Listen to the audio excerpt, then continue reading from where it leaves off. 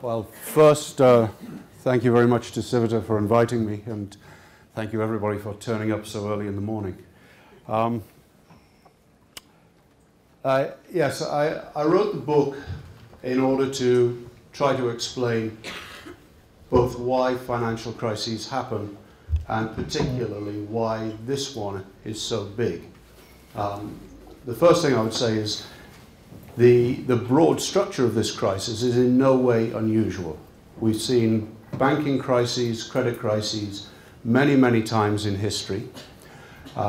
It's unfortunate, I think, that our economic and monetary theories have not really grappled with those crises and integrated the structure of those crises into their theories in a proper way. So I wanted to try to, with this book, to expose that flaw in the system and try to, in a way, spur a debate that helps us move forward towards a better understanding of what's going on and what we're doing wrong to get us into these crises.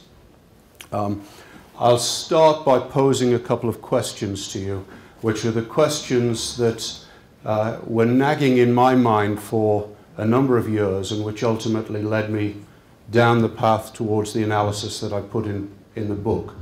And they're really quite simple questions, but really very, very fundamental, I think, to our understanding or our lack of understanding of what's going on here.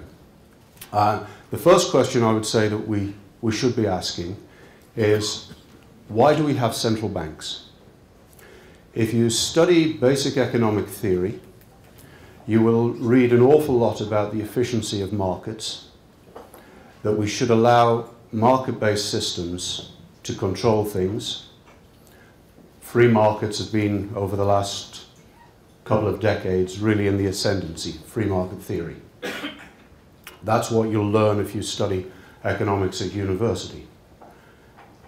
Why then do we need a bunch of essentially bureaucrats controlling monetary policy? Why can we not allow a market-based system to control interest rates? So there's a fundamental sort of conflict there that we have, in a funny way, we have our central banks staffed by economists trained in efficient market theory, who at the same time are tinkering with the market system. So they're believing in laws and doing something quite different. So there's a conflict there. Then there's another conflict, or another, what I call a gap in the economic story. And that is, where does inflation come from? And the two questions are related. Again, if you come back to the efficient market theory, efficient markets will tell you that there's competition, competitive forces between companies for supplying goods should force down prices over time so that consumers get the best possible value. So the efficient market theory says that competition should drive inflation out of the system. If we allow market systems to operate, we shouldn't need central bankers to fight inflation. So where does inflation come from? Why do we have central banks tinkering with monetary policy if this efficient system is correct? So I had these two questions in my mind, and I kept trying to get answers for them, and I couldn't get good answers for them. In fact, I found that most economists that I asked those questions to didn't want to discuss those problems.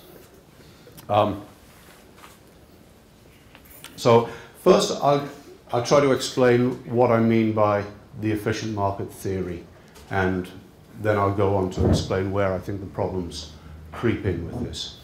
The efficient market theory, which is really expounded by the Chicago School of Economics in America, is the idea that markets are self-equilibrating and self-optimizing. If you leave them alone, if you strip away as much regulation as possible and you just allow them to operate, then the competitive forces in the economy will drive the economy towards a maximum possible output, the best welfare state, or the best state of welfare, if you like, in the economy.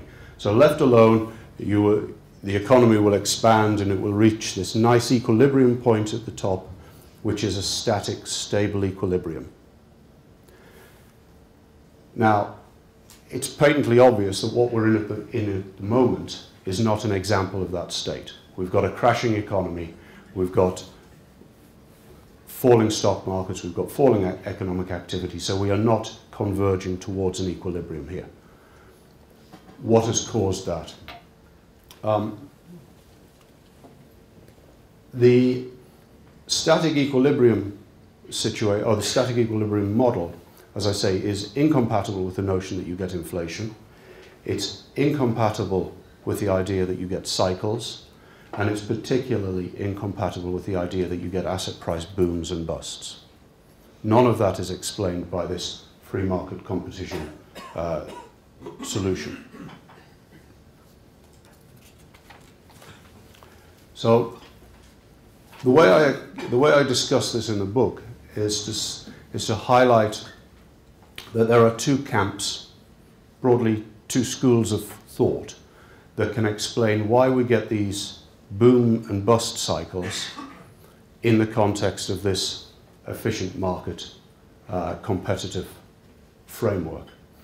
There's the Keynesian, or Keynes-Minsky, I would call it, school, which says actually the framework is just wrong.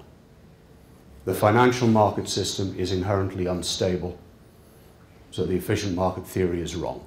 And that's why we need central banks to manage this unstable system. And then there is the efficient market school, which says actually, no, the system is stable, and it's the central banks and government policy tinkering with the system that creates the instability. So they've both got explanations for the instability, but they're both coming from very different sides of the spectrum. They can't both be right at the same time. One must be right, one must be wrong.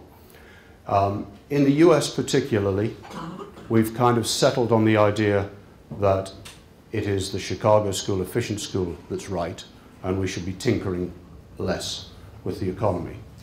Well, that's the way the academic framework has settled in the US. But if you look at the way policy is actually enacted in the US, they've taken, from a policy perspective, an extreme version of Keynesianism. If you read some of the speeches of Alan Greenspan, you'll find that he describes what he calls a risk management paradigm. Now, the risk management paradigm is a very interesting construct. What he says is that when he was in charge of the central bank, he would look for potential economic problems in the future. He would try to anticipate those problems, and he would try to get his retaliation in early. If he thought there would be a downturn in the future, even if there wasn't one right now, he would stimulate the economy to prevent that downturn from happening. So if you like, in my equilibrium, where we're at the top of the equilibrium, if he thought there was any risk of coming off that peak, he would stimulate the economy. He did this with numerous examples. Y2K, which was never really a crisis anyway, that was stimulated to avoid it. LTCM, the Russian credit crisis, various Latin American crises, of course the NASDAQ bubble bursting. What we did over a succession of potential cycles was we moved policy in a way to prevent those cycles or those events from weakening economic activity.